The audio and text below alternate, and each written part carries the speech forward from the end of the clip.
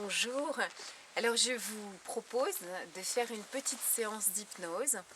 Une petite séance d'hypnose dite humaniste. Vous allez voir, on va faire un très très beau voyage. On va s'envoler, voilà, on va décoller, s'envoler. Vous me suivez, hein, je vous guide pour le voyage avec ma voix. Vous suivez bien ce que je vous dis et c'est vraiment un joli voyage de ressourcement, de recharger les batteries, de quelque chose de bénéfique pour votre santé. On y va? On s'envole? On décolle? Alors on va fermer les yeux. Hein, donc on va fermer les yeux et on va faire une petite détente tout simplement. Alors les paupières closes, c'est jamais une obligation si vous voulez en hypnose, mais c'est mieux. Hein, c'est mieux parce que c'est vraiment un moment d'intériorité, un moment de contact au plus profond de soi-même, avec soi-même. Et puis une détente et on largue les amarres. Vous allez voir, on va lâcher tout. Larguer les amarres, le quotidien et ses soucis, ses préoccupations, sa vie quotidienne, qu'elle soit parisienne ou en province, enfin, on lâche tout et on va partir, quitter, s'envoler. On va d'abord faire une détente du visage. On va bien relâcher le front dans toute sa surface, hein, le front qui est vaste, qui a une partie haute et supérieure qui va vers ou bien le cuir chevelu, bien sûr, le sommet du crâne, milieu du front et bas du front que l'on va détendre, lisser, relâcher les arcades sourcilières, le haut de l'arête du nez, bien tout lisser. Relâcher les tempes de part et d'autre, de chaque côté. Et on va s'occuper de la partie inférieure du visage et on va lâcher et relâcher parfaitement cette mâchoire inférieure, qui est le lieu de cumulation des tensions. Donc on va faire tomber quelque peu la mâchoire, de telle sorte que dents du haut, dents du bas, ne sont pas en contact les unes avec les autres. Voilà. Et permettre ainsi bien, dans la bouche, à la langue, de s'épanouir parfaitement, d'occuper toute la place et tout l'espace qui lui revient à l'intérieur. Peut-être de se caler contre le voile supérieur du palais, dans sa partie souple et molle. Voilà. Ainsi, on va délier, relâcher parfaitement, détendre le contour des lèvres, le pourtour des lèvres, plus largement les muscles des labiales, grands muscles du rire, du sourire, détendus. Et la peau des joues de part et d'autre, de chaque côté, relâchée, ainsi que les muscles des bas-joues. Et que désormais, c'est tout le visage qui est relâché, qui est détendu, un petit peu comme un masque de douceur intérieure, de profonde quiétude, de paix. Voilà. Et on va maintenant observer le corps, l'ensemble du corps. Le corps dans sa partie basse et inférieure. On va commencer par les pieds, les deux plantes de pied. Les plantes de pied, elles sont posées au sol. Quel que soit le revêtement du sol, peut-être un tapis, une moquette ou un carrelage, la terre, ou que vous soyez les deux pieds, plantes de pied posées, pas la moindre tension à travers les chaussures. Il y a ensuite le tendon qui est bien relâché, les deux muscles des mollets détendus, relâchés, pas la moindre tension musculaire. Vient l'articulation du genou, qui elle aussi est relaxée. Enfin, les longs muscles arrière de cuisse, dont une bonne partie repose, appuie sur l'assise, sur le siège, quel que soit le siège, où l'on est assis, posé. Contact d'une partie des muscles des cuisses étalés, posés de tout leur poids contre l'assise du siège. Puis vient ensuite les muscles des fessiers, qui sont des gros muscles du corps humain, et qui posent, qui appuient, sont étalés, là aussi, sur le siège. Voilà. Il y a ensuite le coccyx. C'est la clôture, c'est la terminaison de la colonne vertébrale. Et ce qu'on va faire, c'est qu'on va monter, on va remonter, comme vertèbre après vertèbre, tout le long de cette colonne. Comme si chaque petite vertèbre en suspension, l'une au-dessus de l'autre, c'est un maillon, une marche. On commence bien sûr par ce qu'on appelle le sacrum, au-dessus du coccyx, et la partie naturellement cambrée de la colonne, entre les reins. Vient ensuite le milieu du dos. Milieu du dos qui, pour une bonne partie, est posé, étalé, appuyé très certainement contre le dossier du fauteuil, du canapé, de la chaise. Puis plus haut, on passe entre les deux omoplates, lesquelles posent, reposent et appuient aussi contre le dossier.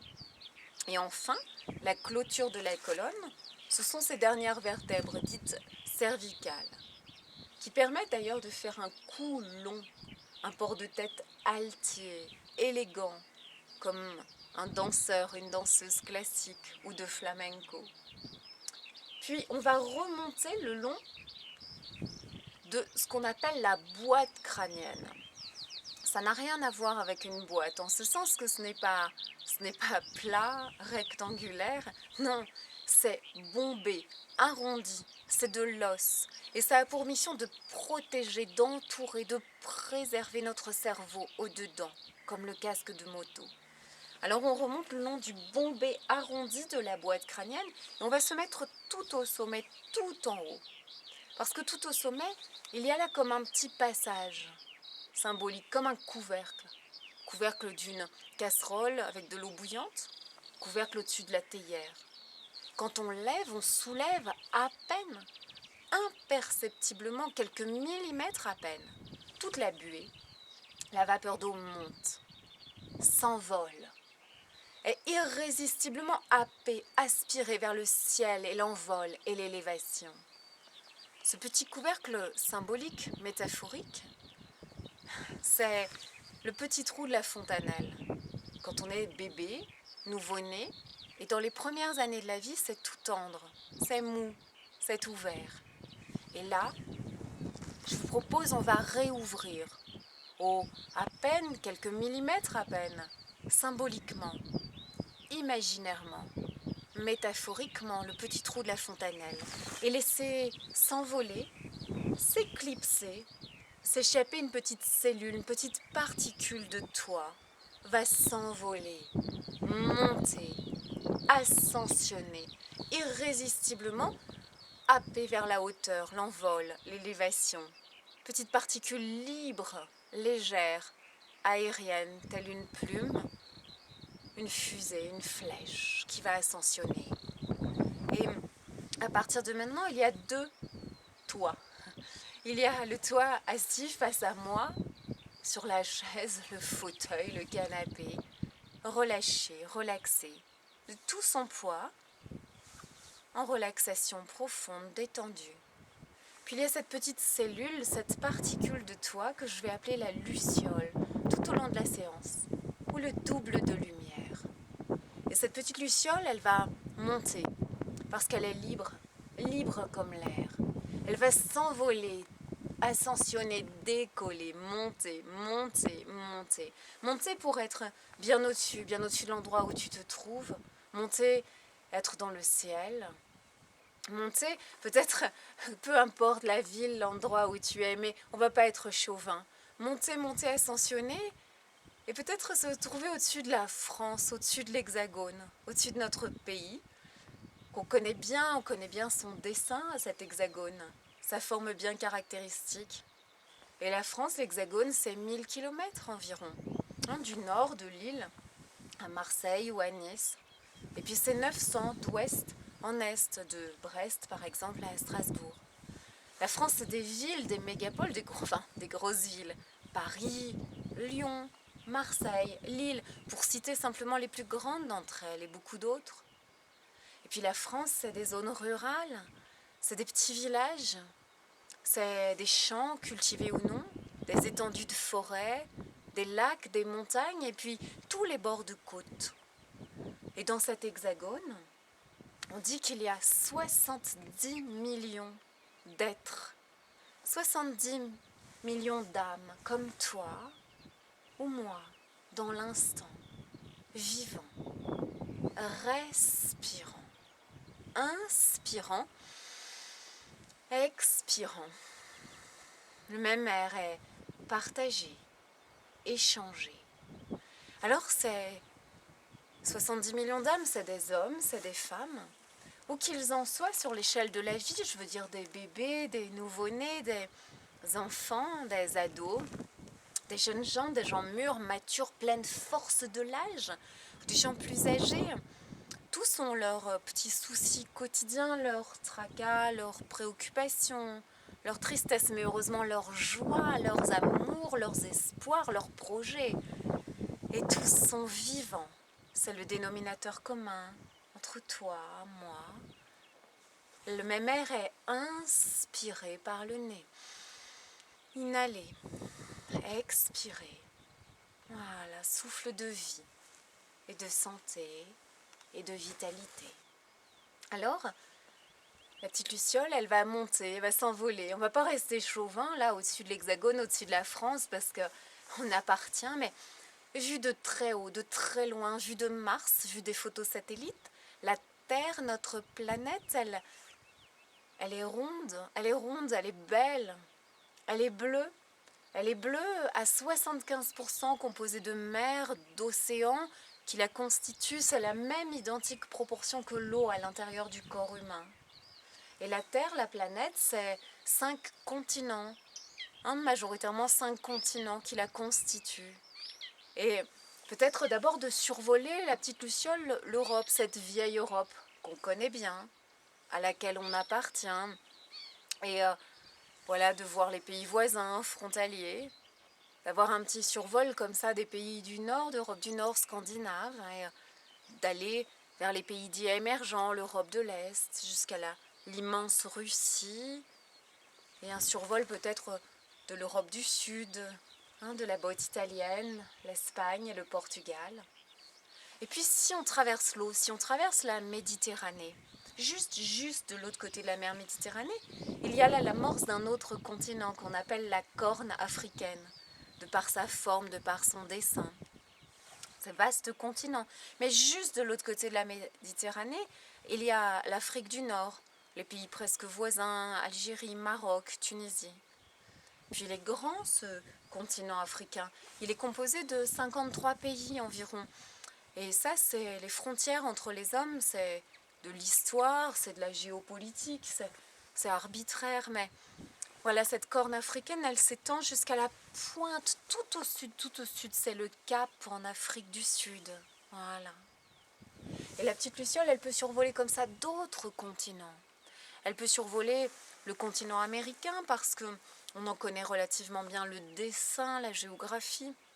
Par exemple, survoler le Nord Canada, que peut-être tu connais, et survoler les États-Unis, la partie toute resserrée, toute fine de l'Amérique centrale, et aller jusqu'à la pointe extrême au sud, presque au pôle, c'est l'Argentine. On peut aussi aller survoler un immense et grand pays dont on parle tant, la Chine, que tu connais peut-être, et cet immense territoire de la Chine. À l'heure actuelle, c'est le plus densément peuplé de la planète, avec 1,7 milliard d'êtres vivants et respirant dans l'instant, comme toi ou moi, partageant le même air. Et bien sûr qu'à travers ces différents continents, il y a l'hémisphère nord, il y a l'hémisphère sud. C'est pas du tout le même climat, c'est pas le même fuseau horaire, c'est peut-être la nuit, le petit matin qui se lève, que sais-je.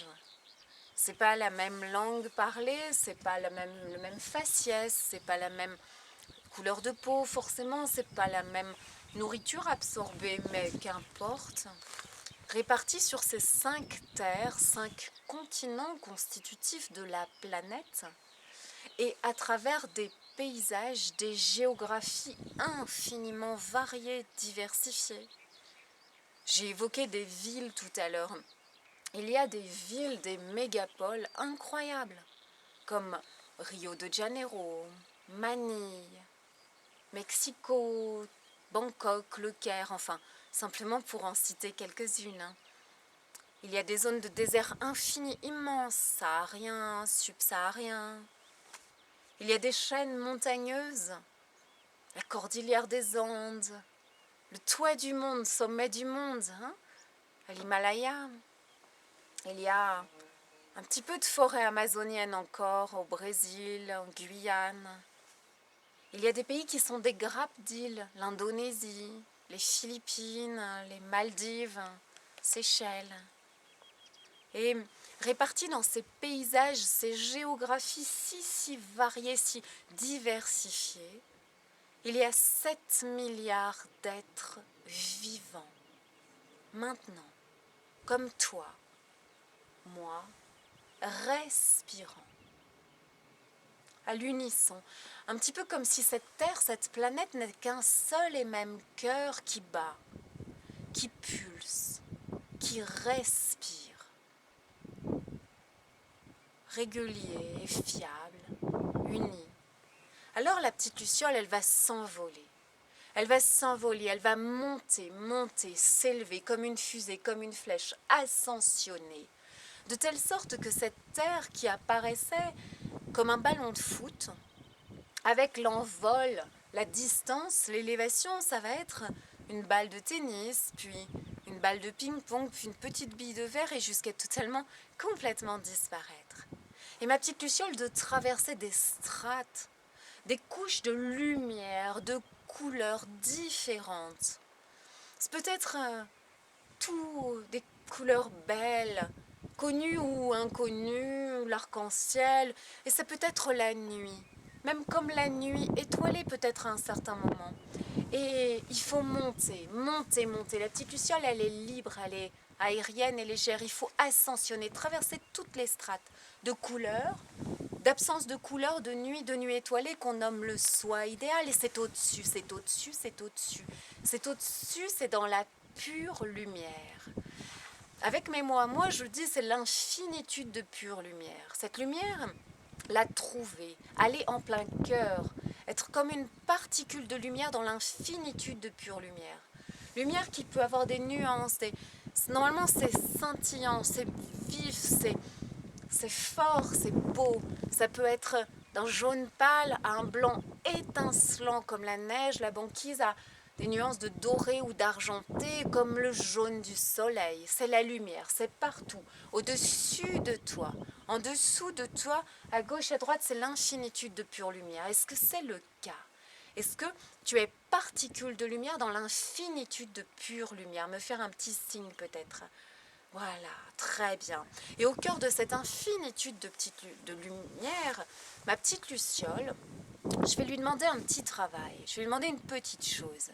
Une petite chose qui va faire infiniment du bien à l'autre en bas, parce que il y a ma petite luciole qui est dans cette infinitude de pure lumière et qu'elle reste et qu'elle se ressource, se régénère, recharge ses batteries dans la lumière.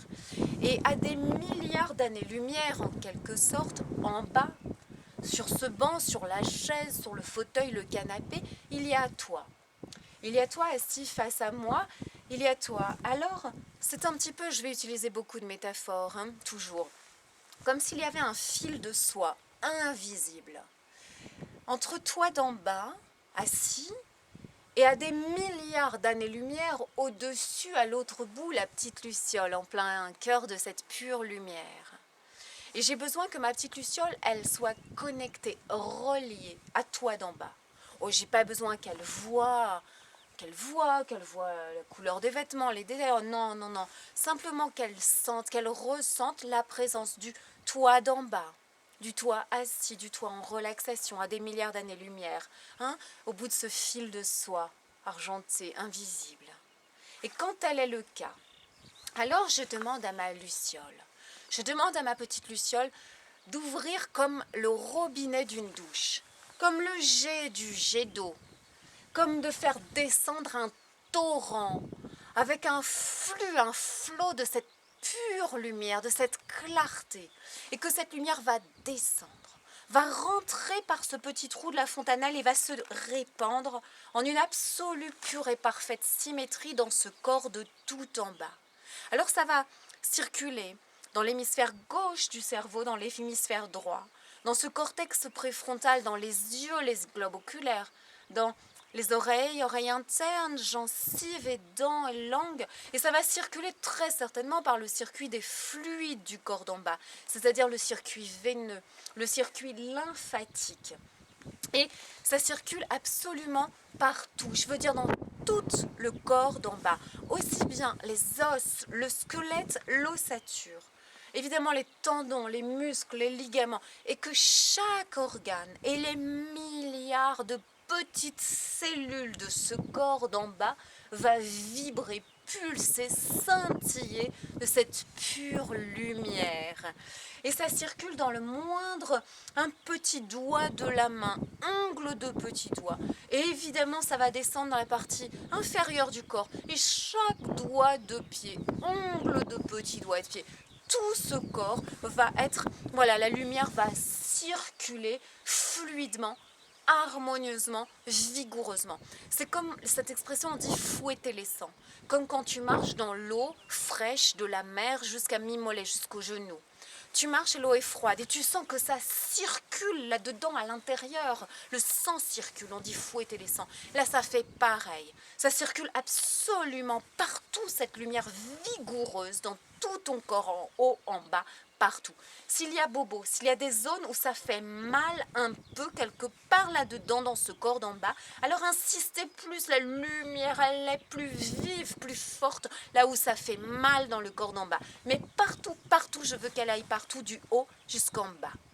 Et alors, cette lumière vive, c'est la vie, c'est la vitalité, c'est la santé, la régénérescence, le ressourcement, la créativité, la joie. Et ça circule. Je veux que tu m'éblouisses. Tu es un astre, tu es le soleil, tu es l'étoile. Et moi, je dois porter des lunettes de soleil parce que tu rayonnes de l'intérieur, que tu es radieuse, tu m'éblouis de l'intérieur de toi. Je chausse mes lunettes de soleil parce que tu es astre et solaire.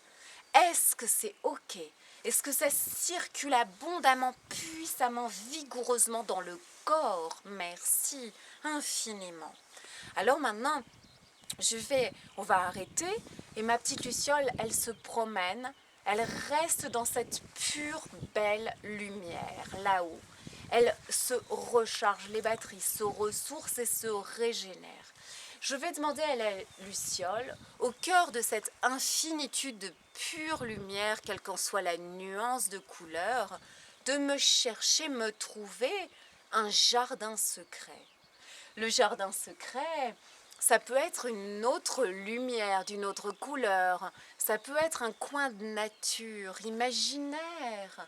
Un mélange d'endroits rêvés, aimés, fantasmagoriques. Mais ça peut être un cocon, un nid douillet, un nuage ou tout autre, un paysage. Qu'importe, accueillir ton jardin secret à toi, ton havre de paix, de bienveillance, de beauté. Juste un endroit féerique où il fait bon être soi-même. Et regarde, et savoure le jardin secret. Savoure la splendeur, la beauté, le décor. Chaque couleur de décor, de paysage du jardin secret. Et sa lumière, sa luminosité naturelle. L'intensité de cette lumière et de voir chaque élément constitutif du décor de ton jardin secret. Écoute les sons, les bruitages, les bruits de la nature, peut-être quel qu'il soit, le vent, l'eau, si tel est le cas, les oiseaux, le silence pur, cristallin, sans l'air, la chaleur, l'odeur pure, et ressens la paix, l'harmonie, l'équilibre, la bienveillance en toi, la joie, l'optimisme, la confiance en toi, en la vie qui le rend toujours bien. Ressens cette paix, la sensation de l'alignement pur et parfait avec son soi idéal, être dans sa mission idéale de vie. Comment ça rend harmonieux, équilibré, heureux, en pleine vitalité, santé. Comment c'est bon pour soi-même, profondément, pour l'harmonie de la planète tout entière, de l'humanité, à laquelle tu es connecté, relié. comment être dans sa mission idéale sur la terre, rend heureux et élève, guérit, est bénéfique à l'humanité tout entière à laquelle tu es connecté. Ressens la paix, l'harmonie, la joie, l'équilibre parfait en toi pour l'éternité. Savoure cet instant. Inspire-le, respire-le, ressens, vibre, écoute, réchauffe-toi, prends tout ce qu'il y a de beau, de bon, accepte-le, tu mérites. Et quand c'est ok, voilà, reste quelques secondes, savoure tout. Profite le temps qui est juste et bon pour toi. Après, on redescendra, on reviendra, chargé de belle et bonne énergie. Attends, encore, savoure un peu.